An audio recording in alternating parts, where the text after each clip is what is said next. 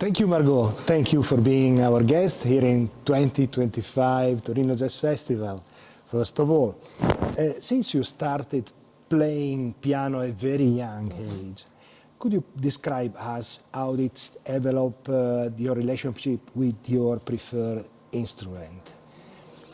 Oh, wow, okay. Well, I think it's kind of, well, like the process of existence, right? First, you start with a kind of mimetic approach, which is pedagogy, trying to emulate, trying to do stuff, and gradually enter a space where you kind of manage to reach your own conclusions and kind of get involved with your own desires of how you want it to sound, what is it, what can you do, the potential of this instrument outside of, obviously informed, but outside of things that you've learned, right?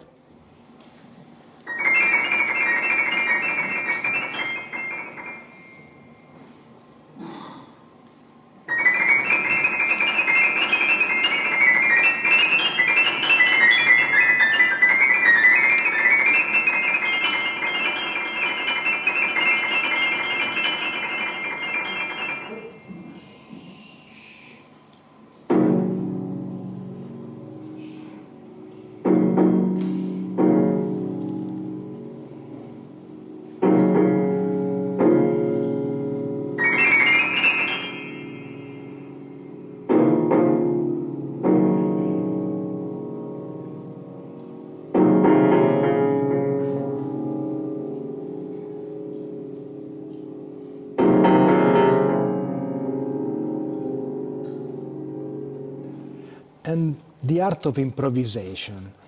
Everyone has her or his approach. What is yours?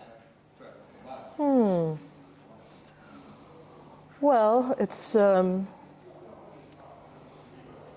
some kind of pursuit of honesty to try to engage with what you hear and what the music needs, rather than impose desires or rely on things that you know you can do or you have already done, and is kind of always trying to reactualize in every moment and try to be present to try to feel what is needed in that space, I would say. So also the space is important, The space is important, the instrument is important, the day is important.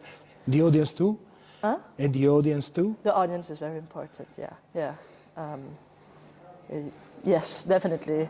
But obviously, you cannot second guess everything that the audience would like to hear, right? So you kind of have to trust it, trust your decisions, trust the process. It's a lot about process rather than result in some sense.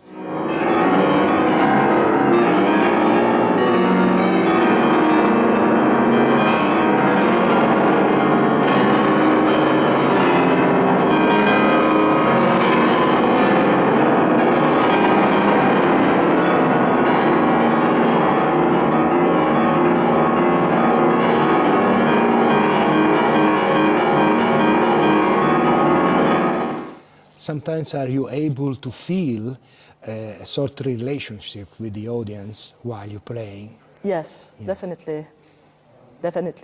It's hard to know. It's hard to know what is real and what is projected. You know, you can just assume things that, oh, people like it or people don't like it, but that's not really up to you to know. So, and it's all about trust. Once again, you have to trust that your decisions are not foolish or conducive to interesting music, at least.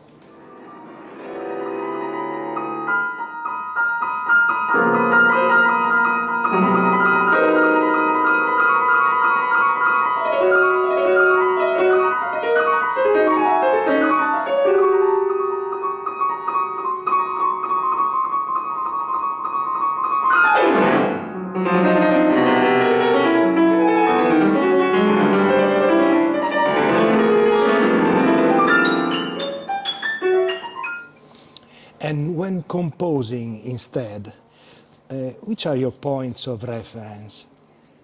No, in the same way as improvisation, I'm always studying music from different periods and also different instruments, whether it's folk or classical or some jazz. And then I try to go with what I feel about it and not kind of rely on a aesthetic or frame myself, right? It's a very similar process, actually. But I do work a lot to inform myself with many things. And then I just hope that kind of the translation of it gives something kind of special and personal.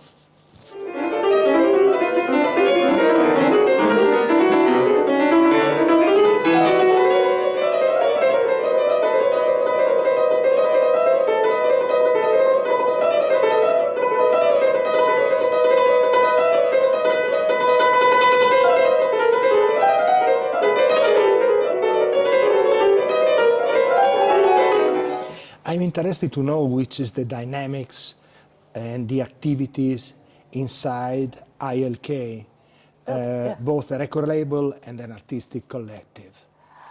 Okay, so this collective has been existing for, I don't know, maybe 20 years or I don't know, something like that. And so I entered at the early stage of it. But right now, ILK, well, is very concentrated in Copenhagen and can be used, as you said, as a label to have an outlet for the musicians that are part of that collective. And we also organize concerts during the Winter Jazz Festival in Copenhagen and the Jazz Festival, which is in the summer. We have this ILK concert series that's happening now in July, for example. Yeah.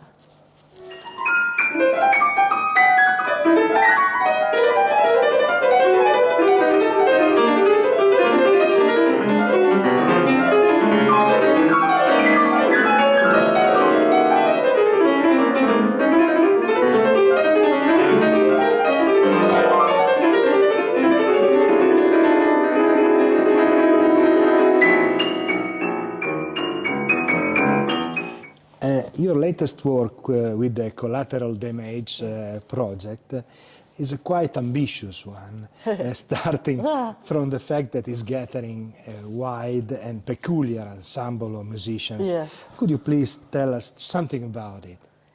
Right. Actually, it started as my bachelor project at RMC at a time where all the musicians were in Copenhagen. Now they're all over somewhere. One is in Sweden, one is in Amsterdam. So, but I think, well, I was always kind of attracted to overtone series, low-end, dark sounds, hence the 3 double bass players. And there was a kind of a big post-production work to like emphasize, because in the room, like some ideas of the double bass don't stick out as much as in the record. So I could kind of play with it and put like one voice out, which would change the entire frame of the music. Then it becomes something else, right? So it starts as improvisation, but I think it really became some kind of post-production orchestration and the mixing with it, which I had done with a Florence-based Italian percussion improviser, sound designer called Francesco Toninelli. We worked a lot listening to the whole thing. What happens if here we put that bass up? Okay, it's this now. So yeah, I cannot really take it out of the post-production idea. So I had a lot of fun with that. Yeah. Thank you very much, Margaux. Thanks a lot. That's it? Okay. Thanks a lot. Okay. Thank you.